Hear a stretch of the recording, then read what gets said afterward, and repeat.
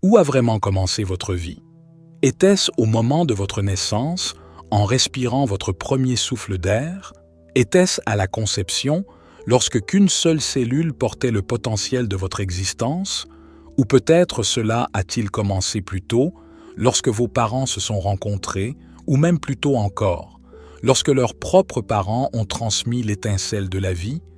Et si votre vie ne commençait vraiment à aucun de ces moments? Et si l'histoire de votre existence s'étendait non seulement sur des années, mais sur des millénaires, voire des milliards d'années? Imaginez un instant que votre être fait partie d'une chaîne ininterrompue, un cycle éternel qui a commencé non pas avec vous ou vos ancêtres, mais à l'aube même du cosmos. Chaque atome qui vous compose a sa propre origine ancienne. L'oxygène dans vos poumons, le carbone dans vos cellules, le fer dans votre sang, tous forgés dans les cœurs ardents d'étoiles qui ont vécu et sont mortes bien avant l'existence de la Terre. Vous n'êtes pas seulement vivant, vous êtes une expression vivante de l'univers, façonnée sur des milliards d'années. Aujourd'hui, nous nous embarquons dans un voyage qui transcende les vies humaines et s'étend au-delà de notre compréhension terrestre. Ensemble, nous retracerons cette chaîne ininterrompue, de l'étincelle de votre existence jusqu'au tout début du temps lui-même. Avant de plonger, prenez un moment pour vous abonner à notre chaîne si vous êtes prêt à explorer les mystères de la vie, de la conscience et du cosmos. Rejoignez-nous alors que nous découvrons votre connexion infinie à l'univers, car pour comprendre où votre vie a vraiment commencé, nous devons aller bien au-delà de ce que nous pensons savoir. Nous devons regarder vers les étoiles, vers l'infini et vers les origines de tout. Prenons un moment pour réfléchir. Si la vie est une histoire, où commence vraiment votre chapitre? Certains pourraient dire que cela commence par un instant unique, l'instant où un spermatozoïde rencontre un ovule, déclenchant la biologie complexe qui mène à une vie humaine. Mais est-ce vraiment le début? Pour répondre à cela, nous devrions remonter encore plus loin. Avant votre naissance, vos parents portaient les éléments constitutifs de votre existence en eux, leurs propres cellules reproductrices façonnées par les gènes transmis par leurs parents. Et ces gènes ont été transmis par des générations s'étendant sur des milliers, voire des millions d'années, à travers d'innombrables ancêtres dont les vies ont façonné le chemin qui vous a conduit ici. Mais pourquoi s'arrêter là? Allons plus loin, avant les humains, avant les mammifères, avant même les premiers organismes unicellulaires. Votre histoire a commencé dans les océans, avec la petite étincelle de vie qui a émergé il y a des milliards d'années, lorsque des molécules simples se sont combinées pour former les précurseurs de la vie. Cette étincelle n'était pas aléatoire, elle était le résultat de l'impulsion implacable de l'univers à se transformer et à évoluer, guidée par des forces remontant au début du temps. Ce voyage nous pousse à nous demander, si chaque événement est le résultat de celui qui le précède, pouvons-nous vraiment pinpointer le véritable commencement de votre existence, ou votre vie est-elle une continuation d'un processus éternel, une chaîne ininterrompue de causes et d'effets qui a commencé avec la naissance du cosmos lui-même? Alors votre vie n'est pas un événement isolé, c'est une ondulation dans une vague beaucoup plus grande, une vague qui a commencé il y a des milliards d'années et qui coule à travers vous maintenant. Que signifierait-il de réaliser que votre existence n'a jamais été vraiment séparée, mais fait partie d'un cycle universel sans fin? Mais votre histoire remonte encore plus loin, bien avant la vie telle que nous la connaissons. Pour vraiment comprendre d'où vous venez, nous devons laisser de côté le biologique et entrer dans le cosmique. Imaginez ceci. Chaque atome de votre corps a existé pendant des milliards d'années. Le carbone dans vos cellules, le calcium dans vos os, le fer dans votre sang, tous ont une origine extraordinaire. Ces éléments ont été forgés dans les cœurs d'étoiles anciennes, des étoiles qui ont autrefois brillé à travers le cosmos, vécu leur vie ardente, puis, dans des explosions de supernovas spectaculaires, ont dispersé leurs éléments dans l'espace. La poussière d'étoiles n'a pas disparu. Elle a voyagé, fusionnant avec des nuages de gaz et de poussière pour former de nouvelles étoiles, des planètes et, finalement, la vie elle-même. Vous êtes littéralement fait d'étoiles. Comme l'a dit Carl Sagan, nous sommes de la matière d'étoiles. Prenez un moment pour laisser cela s'installer. Vous n'êtes pas séparé de l'univers, vous êtes l'univers transformé. Les atomes qui composent votre corps étaient autrefois partis d'étoiles, de planètes et peut-être même d'autres formes de vie. Lorsque vous respirez, mangez et existez, vous participez à un cycle éternel de matière et d'énergie qui n'a ni véritable commencement ni véritable fin. Si cette idée vous émerveille, prenez un moment pour le faire savoir en aimant cette vidéo. Cela aide plus de gens à nous rejoindre dans ce voyage pour explorer les questions les plus profondes de la vie et découvrir leur propre connexion au cosmos. Mais voici la partie vraiment époustouflante. Ce cycle n'explique pas seulement les origines de votre corps, il est aussi la fondation de quelque chose d'encore plus extraordinaire. Car à un moment donné, l'univers n'a pas seulement créé des étoiles et de la matière, il a créé la conscience. Et c'est là que nous nous dirigeons maintenant. Jusqu'à présent, nous avons retracé vos origines jusqu'aux étoiles, mais voici la chose étonnante. Vous êtes plus qu'une simple collection d'atomes anciens. À un moment donné, peut-être il y a des millions d'années, ce processus complexe a donné naissance à quelque chose de nouveau. La conscience, une façon pour l'univers d'expérimenter et de réfléchir sur sa propre existence. Cela soulève une question extraordinaire.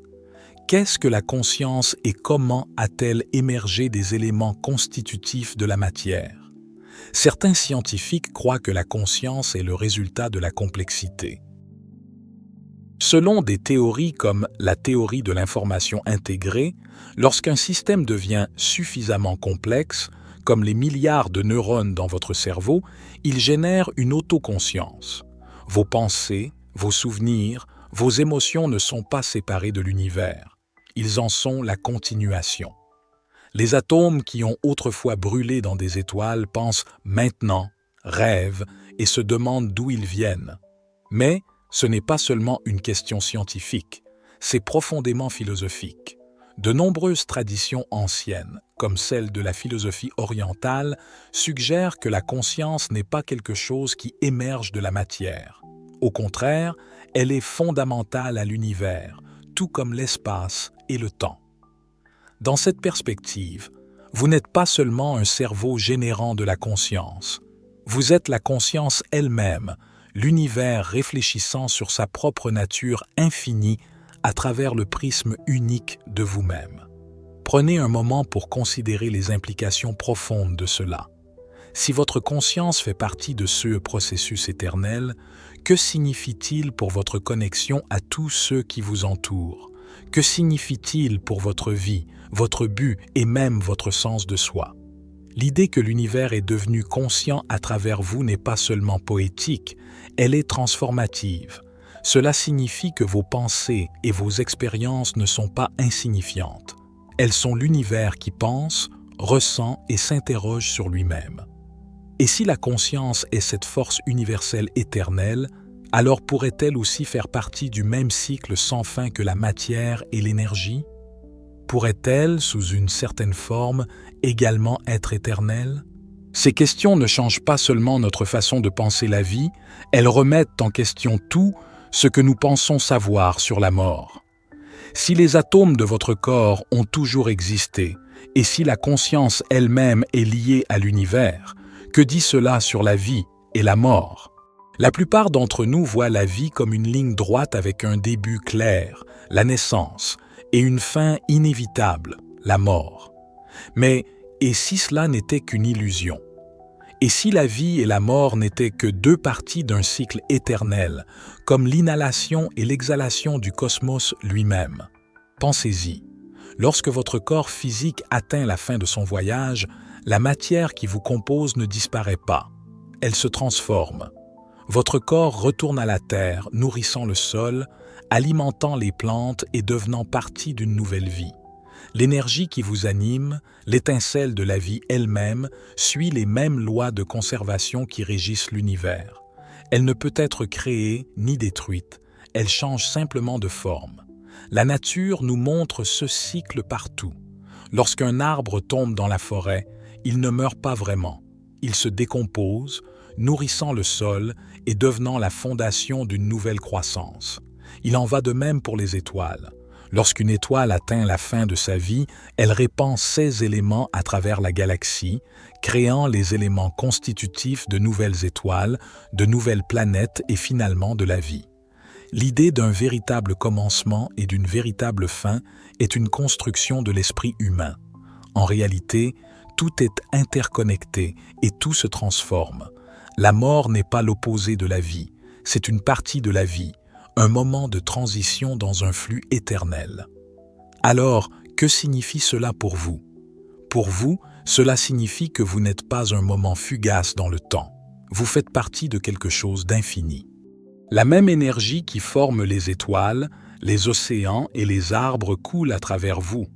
Et lorsque ce chapitre de votre existence se termine, il s'écoulera vers quelque chose de nouveau.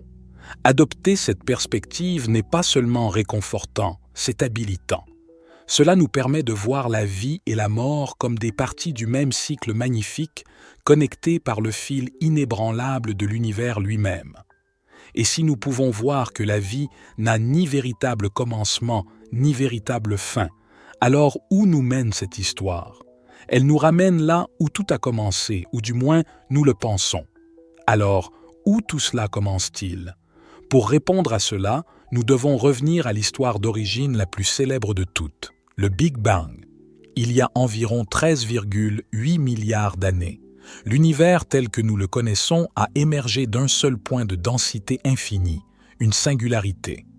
En un instant, il s'est étendu, donnant naissance à l'espace, au temps, à la matière et à l'énergie qui forment le cosmos. Tout. Ce que vous voyez autour de vous, les étoiles, les planètes et même vous, peut être retracé jusqu'à ce moment unique. Mais voici où cela devient encore plus fascinant. Le Big Bang n'a pas créé de matière ou d'énergie. Il a simplement transformé ce qui était déjà là en de nouvelles formes. Selon les lois de la physique, la matière et l'énergie ne peuvent être créées ni détruites. Elles ne peuvent que changer d'état. Cela signifie que tout dans l'univers aujourd'hui, les galaxies, les atomes de votre corps, même les pensées dans votre esprit, étaient présents sous une certaine forme dès le début. Maintenant, prenons cela un pas plus loin.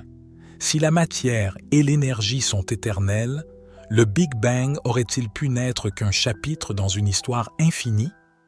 Certains scientifiques proposent que notre univers fait partie d'un multivers plus vaste, un système immense de nombreux univers, chacun avec ses propres cycles de naissance, de transformation et de mort. Dans cette vue, le Big Bang n'était pas le début, mais une transition, un moment de changement dans un univers qui a toujours existé. Et qu'en est-il avant le Big Bang? La physique quantique suggère que même le vide du néant est rempli d'énergie, constamment bouillonnante de fluctuations quantiques. Ces fluctuations auraient-elles pu déclencher la naissance de notre univers? Et si oui, qu'est-ce qui les a déclenchées? Cela nous ramène à la question ultime. Y a-t-il vraiment un commencement ou les commencements et les fins ne sont-ils que des façons pour notre esprit de donner un sens à quelque chose d'infini et d'éternel? Les réponses peuvent nous échapper, mais une chose est claire, vous faites partie de cette histoire. Les atomes qui vous composent, l'énergie qui vous anime et la conscience qui vous permet de vous interroger sur ces questions font tous partie du même processus cosmique qui a commencé ou s'est transformé il y a des milliards d'années. Alors, nous y voilà, à la fin de notre voyage ou peut-être juste à une autre transition dans le cycle. Ce que nous avons exploré ensemble est plus qu'une histoire de cosmos, c'est l'histoire de vous. Vous avez toujours existé, pas sous la même forme, pas avec la même conscience, mais comme partie d'un processus éternel de transformation. Les atomes de votre corps, l'énergie qui vous anime et la conscience qui vous permet de réfléchir à ces questions sont tous des fils dans le flux infini de l'univers. Et maintenant, vous avez un choix. Que ferez-vous de votre bref et magnifique moment de conscience dans ce cycle cosmique? Comment allez-vous honorer le fait que vous n'êtes pas séparé de l'univers, mais que vous êtes l'univers qui pense, ressent et expérimente? Si ce voyage vous a inspiré, prenez un moment pour y réfléchir. Partagez vos pensées dans les commentaires. Qu'est-ce qui vous a touché? Quelle est la sensation de vous voir comme partie de quelque chose d'aussi vaste et éternel? Engendrons une conversation sur l'émerveillement de l'existence. Et si vous souhaitez continuer à explorer les plus grandes questions de la vie et à plonger dans les mystères de l'univers, assurez-vous d'aimer cette vidéo et de vous abonner à notre chaîne.